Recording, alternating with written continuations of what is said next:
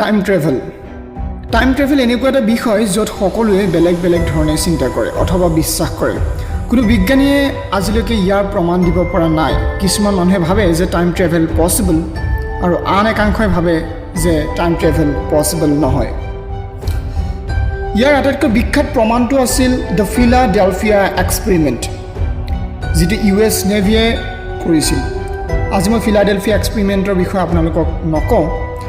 যদি আপুনি জানিব বিচাৰে তেনেহ'লে আপুনি উইকিপিডিয়াত চাৰ্চ কৰিব পাৰে অথবা গুগলত আপুনি চাৰ্চ কৰিলে বহুত ইয়াৰ ওপৰত আৰ্টিকলছ পাব আৰু আপুনি পঢ়িব পাৰিব যে ফিলাডেলফিয়া এক্সপেৰিমেণ্ট কি আছিল। 1943 চনত আইনষ্টাইনে এই ফিলাডেলফিয়া এক্সপেৰিমেণ্টত অতি গুৰুত্বপূৰ্ণ ভূমিকা পালন কৰিছিল আৰু আপুনি চাব পাৰিব যে ফিলাডেলফিয়া এক্সপেৰিমেণ্টটো কি হয়।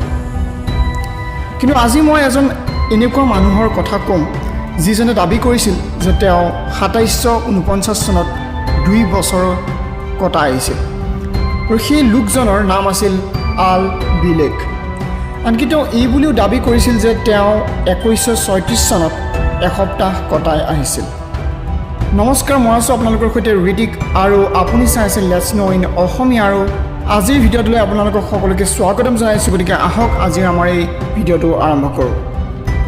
আল বেইলেকে যিবোৰ কথা কৈছিল সেইবোৰ লাহে লাহে বাস্তৱত পৰিণত হৈ আছে আৰু সেইবাবে বিশ্বৰ বহু ডাঙৰ ডাঙৰ বিজ্ঞানীসকলেও আল বেইলেকৰ কথা লাহে লাহে বিশ্বাস কৰিবলৈ আৰম্ভ কৰিছে।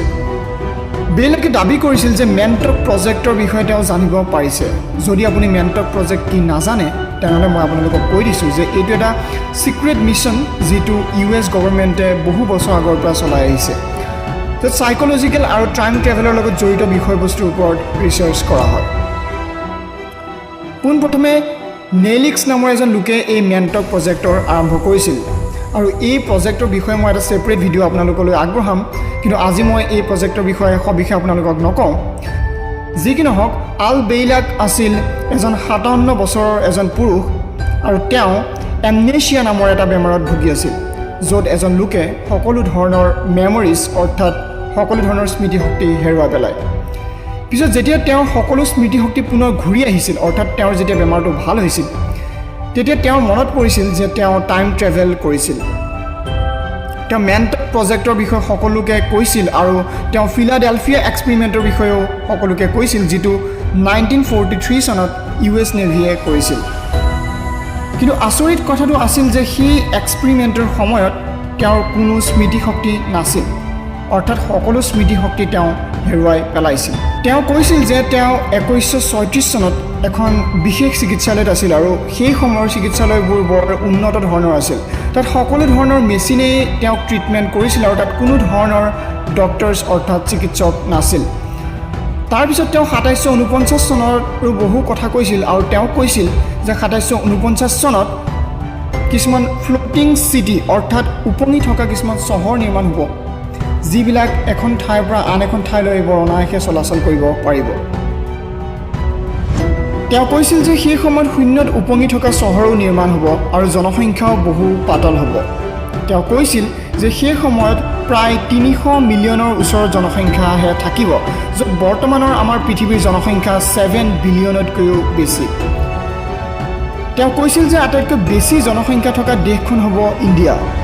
তেতিয়া কোনো ধৰণৰ যুদ্ধ নহ'ব আৰু কোনো ধৰণৰ মিলিটাৰীৰ ব্যৱস্থা নাথাকিব। তেওঁ কৈছিল যে সেই সময়ত কোনো ধৰণৰ গভৰ্ণমেণ্ট নাথাকিব আৰু এটা বিশাল কম্পিউটাৰ ছিষ্টেমে এই সকলোবোৰ কাম কৰিব। সেই সময়ত কোনো টকাৰ নিচিনা কোনো ধৰণৰ বস্তু নাথাকিব আৰু তাৰ পৰিৱৰ্তে কিছুমান ক্ৰেডিট পইণ্টছ থাকিব, যাৰ দ্বাৰা মানুহে সকলো ধৰণৰ বস্তু কিনিব পাৰিব। আল বেইলেকৰ কথাবোৰ শুনি মানুহে দুই ধৰণৰ মত দিয়ে।